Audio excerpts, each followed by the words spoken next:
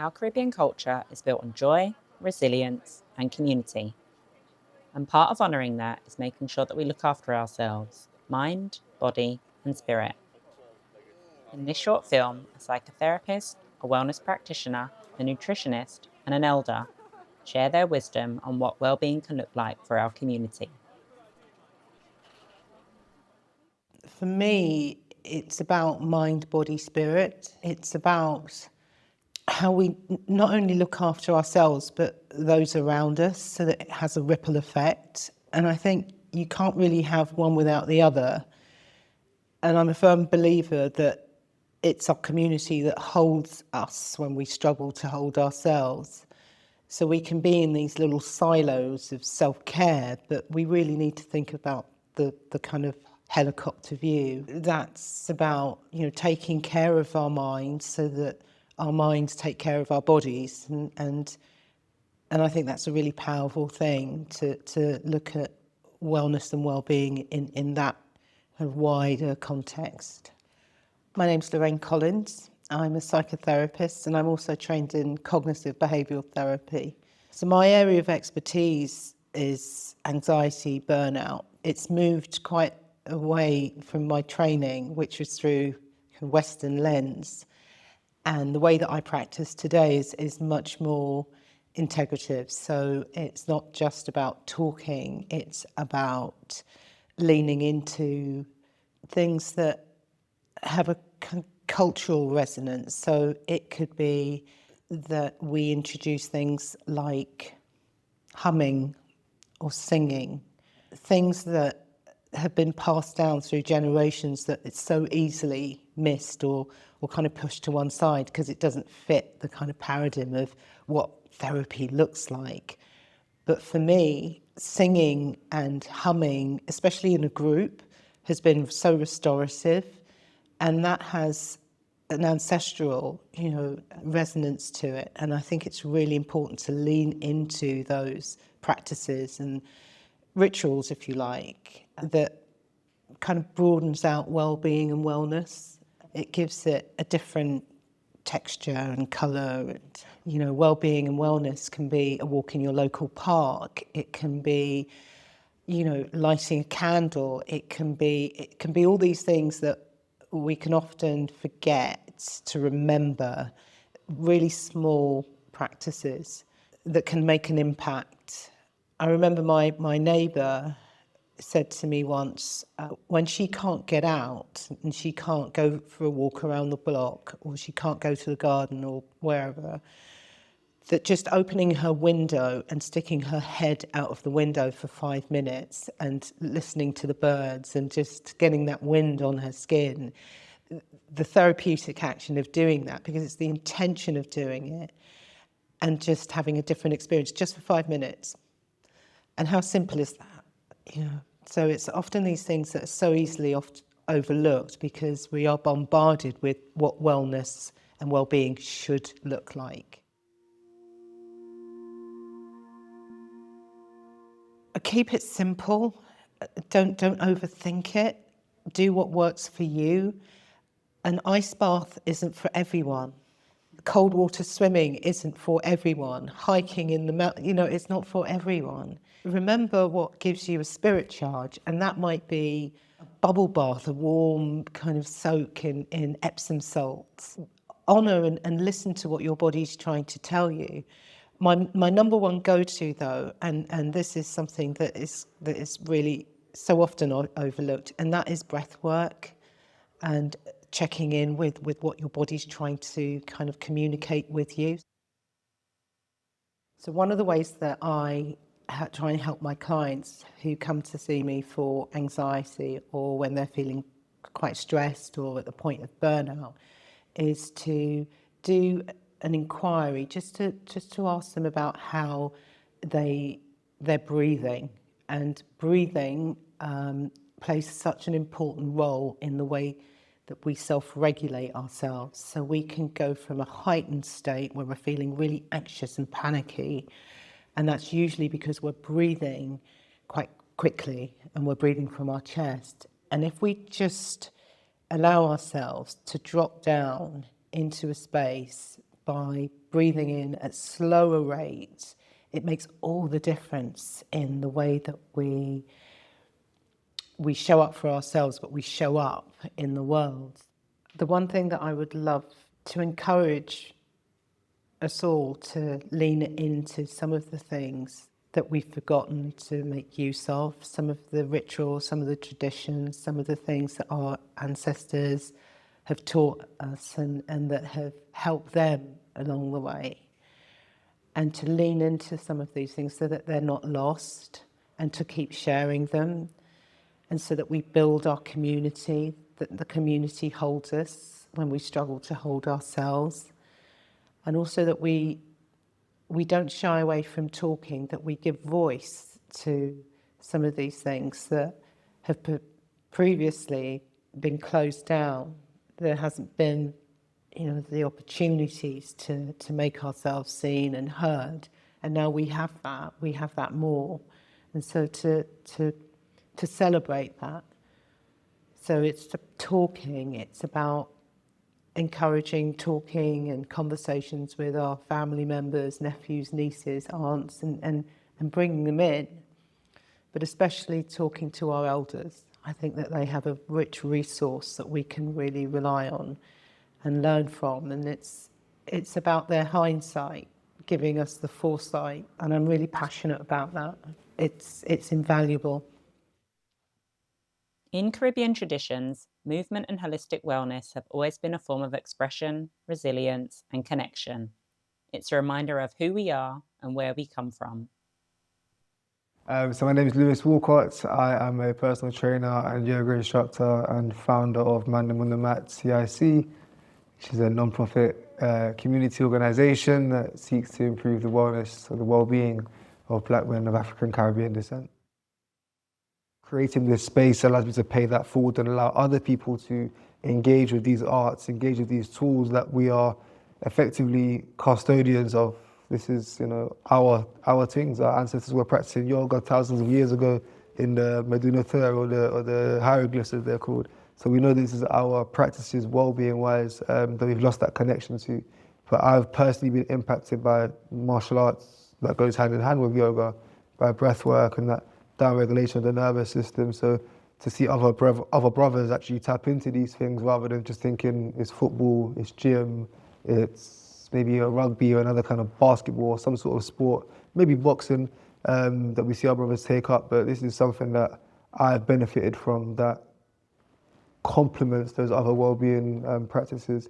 And even if you're not coming at it from a physical point of view, but you know that your life is stressful, or work is stressful, your relationship is stressful, your expectations on you, your microaggressions you're experiencing at work, like whatever the experience you're having in your personal life, you know that you can come to this space and feel connected to brothers that look like you, have similar experiences to you, and you can share vulnerably in a space where there's a kind of implicit understanding. Like, you ain't got to provide the context to the things you're talking about because I hear what you're saying, bro. I know, I feel you.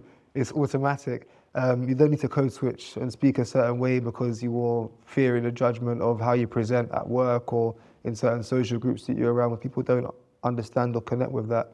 And you're actually valued. Like, brother, we want to see you here. Like, we've set the tone already. This is a space for Black men of African Caribbean descent by Black men of African Caribbean descent. So yoga, meditation, sound healing, those practices have changed my approach to stress in a way that I'm able to now regulate my emotions differently, right? Or process them and unpack my emotions differently. I think the regulation process in that moment, like, you're still a human, you still manage the stresses of everyone else, you still get physiological symptoms. I'm hot, I'm agitated, or I'm like, what's the word, short-tempered, whatever, right?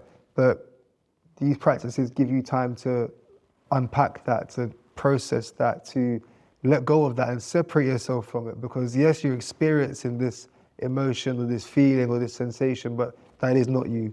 And often we identify with, I am this emotion, or often there's an expectation that people that look like us only process their emotions in a certain way.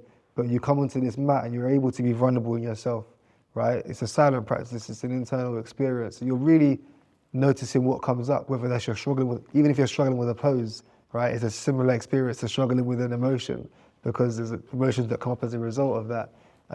So yeah, my approach to stress is very varied now. Like growing up, I wasn't journaling, right? Growing up, I wasn't meditating. Growing up, I wasn't talking about my feelings. I didn't even have the language. I'm working on the language to talk about my feelings. But yoga, meditation, and sound healing are tools like anything else, right? As a brother, as a black man, it's important to expand that tool list. We're dealing with a lot more as adults. There's an expectation that you're an adult, you're supposed to get it right, especially as a man, right? Especially as a black man in our community. Like fundamental things that are wrong in society, right? Whether that's the things that our culture might celebrate destructively, whether that's the way that we're portrayed in the media, whether that's the disproportionate amount of stop and searches or over-policing the perspectives that our brothers are subjected to when we walk in somewhere, right? We are aware of those microaggressions that take place and those shifts that we feel uncomfortable with. Where can we go to express those things? Where can we go to have an outlet of those things without it being, oh, you're making it about race, without it being, oh, this is not somewhere to speak about that, or, oh yeah, but I've got this problem. Sometimes in your own house, you can't even go to your partner, for some brothers, and speak to their partner about that. But there's so much more as an adult, right, that you're navigating, and you're expected to have the answers, or expected to deal with that pressure because you should know better, you're an adult. But how do you know better when you've never been taught better? How do you know better when you've never had a space to develop that skill, to be better? But this practice has allowed me to distinguish all the noise and quiet all the noise and just come to me, what am I experiencing in this present moment, right? What am I aware of in my body? What am I connecting to most right now? And naming those things, right, allows me to begin to unpack them, begin to process them, and begin to let them go ultimately. So if it doesn't serve me, I'm able to kind of move in a direction that does serve me. So yeah, it's yoga, meditation, and sound healing, man. They're gifts for sure. Food is central to how we connect, celebrate, and heal. For many Caribbean families, wellness starts in the kitchen. And so my name is Jasmine Carbon. I'm a registered dietitian working in the UK. I would say generally balance from my perspective. Balance kind of from a physical aspect, emotional, spiritual, mental as well. Kind of being comfortable in the body that you're in. I guess also personally I would say that having food balance as well is really important.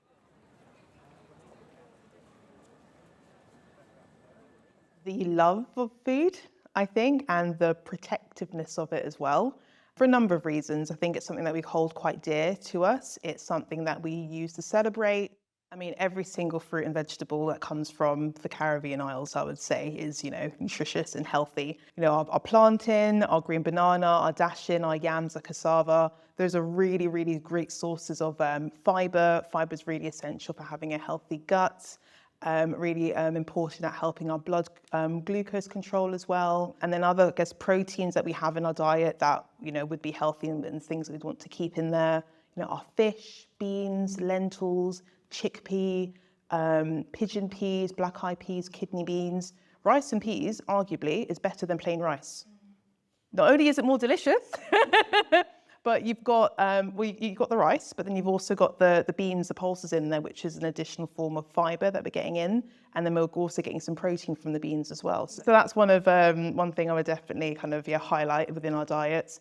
I guess when if I look at my kind of grandparents and how they cooked, definitely was a bit heavy on the oil and quite generous with the sugar. But we're in a kind of time now where we've got a bit more knowledge and a bit more information on the kind of impact of these sorts of foods than what they can do to our health.